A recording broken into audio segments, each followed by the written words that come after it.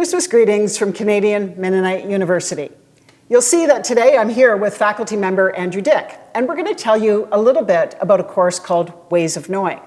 But I'm going to set it up a little bit through the Christmas story. Think of it this way.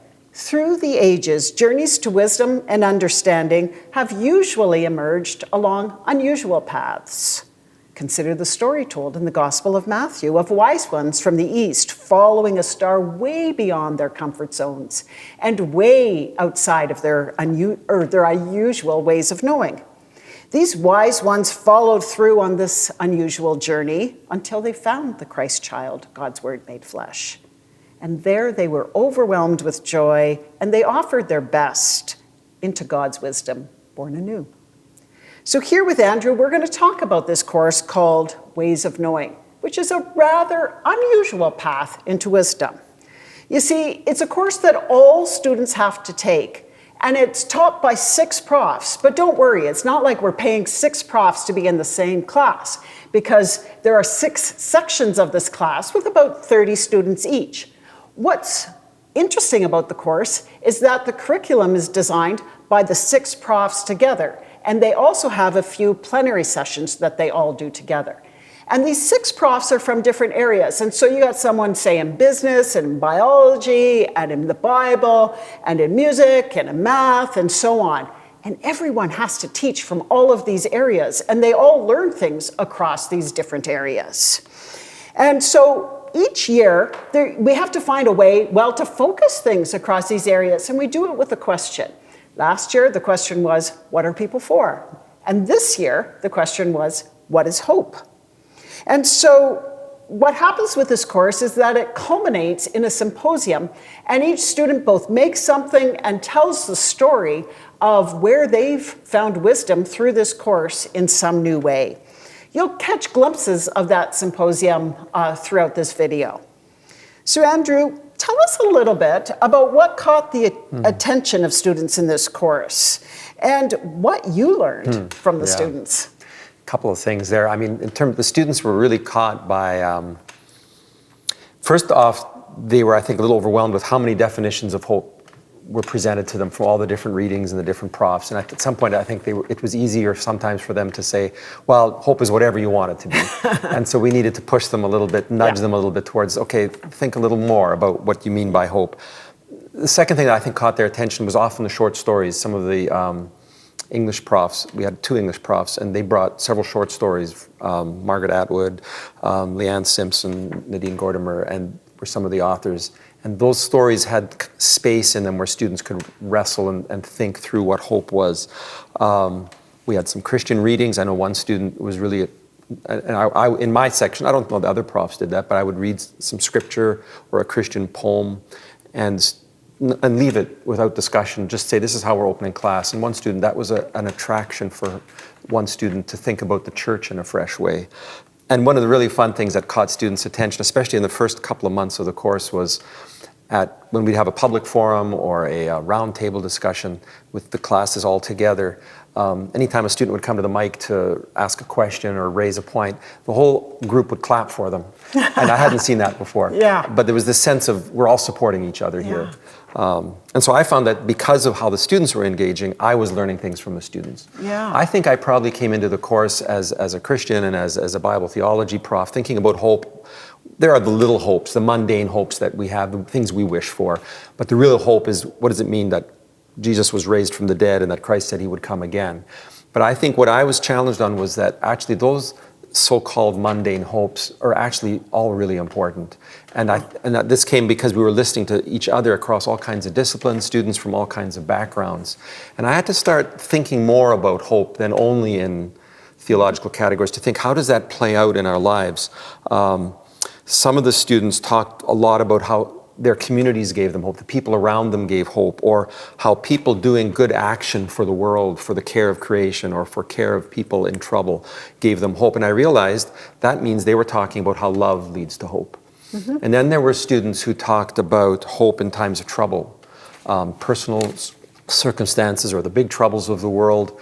Not that hope isn't there at other times, but it somehow stands out more, like maybe a brighter light. And other students at the symposium talked about how hope is tied up with patience and perseverance. And I realized these students were talking about faith. Yeah. How to trust when you can't see the outcome. Yeah. And so I started realizing that where I might have started talking about how faith, hope, and love need each other and are wound up in each other, the students were coming at it with different words and getting to that point. So that was something I learned. I learned that by simply opening a conversation about hope for a whole semester, students were starting to, all through their life, notice, where's hope here, where is hope there? And it just started to create an awareness that I think spilled into other parts of people's lives. I learned from student navigators. We have upper-level students that help, as you know, upper-level students who help first-year students find their way into university. And I needed some help starting in this course. Like, how was I going to teach this course? And I met with the 2 student navigators assigned to my class. And they said, as long as you get your students conversing with each other, and as long as you keep the topic important, relevant, if you will, to the students. And I thought, I can do that. Yeah. And they sort of opened the door for me that I found my way into teaching this course. I was tremendously helped by my students and by what they were learning. So I learned a lot from them. Hey, well, that's really cool. Yep. So what has it meant for you to work with colleagues across different disciplines? And how do people across different disciplines define hope in different ways? Yes. I'll do your last question first. Just, we listen to psychologists' readings talking about hope is about how do you pursue your goal with agency. And then another psychologist, hope is about your wishes and the possibility that they might come true. And then in a public forum, we heard 2 of our own psychology profs actually disagree with each other about what they thought hope meant. So that was a learning, just to say, how do we actually have good disagreement together? And even let other people into those disagreements. One student said, hope, if you're alive, you have hope. And he had reasons for making that point, and that moved me, and I'm going to keep thinking about that for a long time.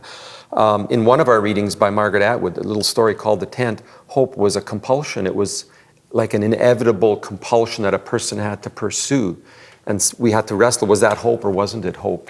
And then in some of our theology reading, hope was tied up with creation, with creating things, not in the sense of creating from nothing, but taking things that might be broken or discarded and giving them new life, not by changing the parts that were broken, but by adding gold and lacquer to them, a Japanese process. And then we talked about how is Jesus God's new creation, that is, so that hope isn't about escaping earth to get to heaven, but hope is about praying for the kingdom of heaven to come on earth. And so that we know things through science, things that are repeatable. We know things through history that are unrepeatable. And we can know things through faith, hope, and love, which go beyond the scientific and the historical ways of knowing. And we learn to know about God, and we learn to care about the other and affirm the other who's really different than who I might be. And we can look at possibilities where there seem to be none. And so there are more ways of knowing than just the scientific or just the historic or just the humanities. So all of that was on the table when we were thinking about hope. And so I think by working with my colleagues, I was pushed, as I said earlier, to think about hope in more ways than I had before and to see how they might integrate.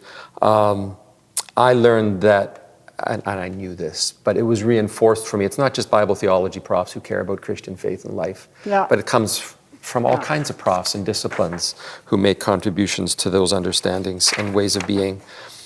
And then I learned more about how to teach. 3 of us who had 8:30 in the morning classes, we always had coffee after class, and we would debrief everything we had done in our class. We were all teaching the same material on the same days. But we'd have a different style, we would make different connections, we would take different approaches, really different approaches sometimes to how we taught the very identical readings. And I sometimes needed to be corrected, sometimes I got stimulated to a new possibility for my next class. And so this sense of building mutual appreciation, instead of each prof teaching in their own silo or their own little kingdom, we were now integrating those things and realizing we're playing on the same team and working in the same goal, and that was really enriching. Wow. Well, it's clear that this course has had a huge influence on you. How do you think it's translating into your teaching in other areas? I think I have more confidence to teach more creative ways of teaching into other readings that we do in class. I think I was reinforced in things that I knew, but now they became more real. For instance, that everyone in the class is part of the learning community and the contributing community, that the students, whether they're first year or upper level or the profs, everybody's got something to give as we learn together. Another thing I learned that will affect all my teaching is it reinforced the value of being curious. Not in a nosy, acquisitive kind of way, trying to grab information, but curious, a holy curiosity, a reverent curiosity about other people. That really grew in me. I would say I was reinforced in there's a kind of a bungee cord nest of faith, hope, and love, and you can tease them out and you can differentiate each of them, but in the end they are all wound together in the way Jesus showed us. And I would say, I mean, a couple of comments you made in your opening, thinking at Christmas now about Jesus as God with us, Emmanuel, and Jesus as the wisdom of God. In all the places where there is true wisdom, there's a window to find Jesus there. And I think those are stronger for me now after being in this course. Wow, that's pretty profound. Well, you know, I started talking a little bit about unusual paths to wisdom, but what I'm hearing in this is actually any unusual new path is actually an extraordinary opportunity for learning. So thanks for being willing to take on that learning, and I'm really excited to see what all happens through the students with what I know they've all come alive in as well. And to all of you through this Christmas time, may God bless you, keep you, and kindle hope through you.